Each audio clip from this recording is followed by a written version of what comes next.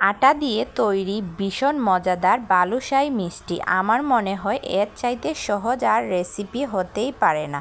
তো চলুন রেসিপির উপকরণগুলি দেখিয়ে দিই। নিয়ে নিলাম 1 কাপ আটা, নিয়ে নিলাম একটু খাবার লবণ এবং একটু half teaspoon baking soda, 2 table চামচ ঘি, 2 টেবিল চামচ খাওয়ার তেল।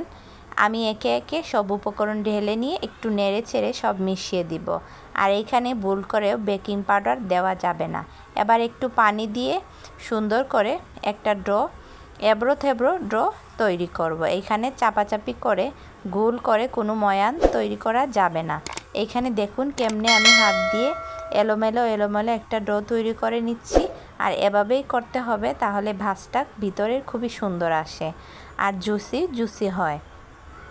তো আমি আপনাদের দেখিয়ে দিচ্ছি, আটাটাকে একটু টান দিয়ে ছিঁড়ে আবার মিলাই, আবার এরকম টান দিতে থাকি।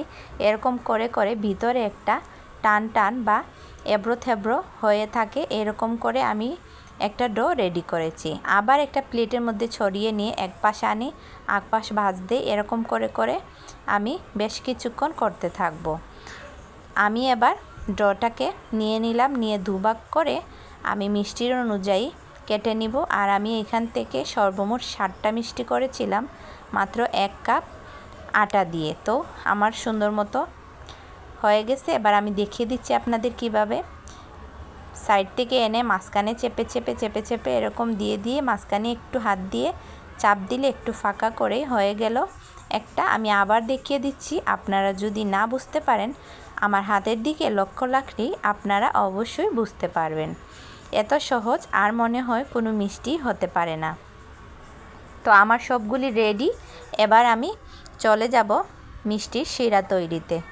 মিষ্টিটা 10 মিনিট ঢেকে রেখে দিব। এবার চলে যাব, আমি একটা কড়াইয়ের মধ্যে নিয়ে নিলাম 1 কাপ পানি এবং 1 কাপ চিনি এবং 2টো এলাচ থেতো করে দিয়েছি এবং চুলার জাল দিয়ে আমি শিরাটাকে জাল দিতে থাকব। আর শিরাটা ততক্ষণই জাল দিব যতক্ষণ না চিনিটা গলে আসে। চিনিটা গলে আসলেই ব্যাস আমার শিরাটা রেডি হয়ে যাবে। আর এখানে কোনো ঘন শিরার দরকার নেই, পাতলা শিরাই দরকার, কারণ মিষ্টিটা জুসটা টেনে নিতে পারে এইরকম। তো হয়ে গেছে।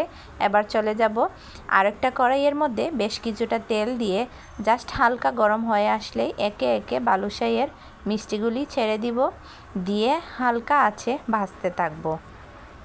কিছুক্ষণ ভাজার পর দেখবেন মিষ্টির ডোটা কি সুন্দর ফুলে গেছে এবং এই সময় খুবই আলতো হাতে উল্টে দিতে হবে, না হলে ভেঙে যাবে, কারণ ভীষণ নরম এবং ফুলে ডবল হয়ে গেছে। আর আমি আস্তে আস্তে গোল্ডেন কালার করে নিব। আর আমার গোল্ডেন কালার হয়েও গেছে এবং সেই শিরা থেকে আমি ডাইরেক্ট দিয়ে দিলাম গরম মিষ্টিটা শিরার মধ্যে। তো 10 মিনিট ভিজিয়ে রাখার পর মিষ্টিটা মাশাআল্লাহ সব শিরা খেয়ে ফেলেছে মিষ্টি। এবার একটু গুঁড়া দুধ দিয়ে পরিবেশন করে দেখালাম। আর মাশাআল্লাহ দেখতে যেরকম হয়েছিল দোকানের মতো, খেতেও মাশাআল্লাহ ভীষণ মজা হয়েছিল। তো আমি আপনাদের একটা ভেঙে দেখাই, বাহিরটা যেমন ক্রিস্পি ভিতরটা তেমনই জুসি। আর ঘ্রাণ কি বলবো, মাশাআল্লাহ কি ঘ্রাণ, খেতে দুর্দান্ত ছিল। প্লিজ যদি ভালো লাগে তাহলে আমাকে টুক করে একটু সাবস্ক্রাইব করে দিবেন, বেল বাটনে টিপ দিয়ে আমার সাথে থাকবেন, তাহলে নতুন নতুন ভিডিও আপনারা পেয়ে যাবেন।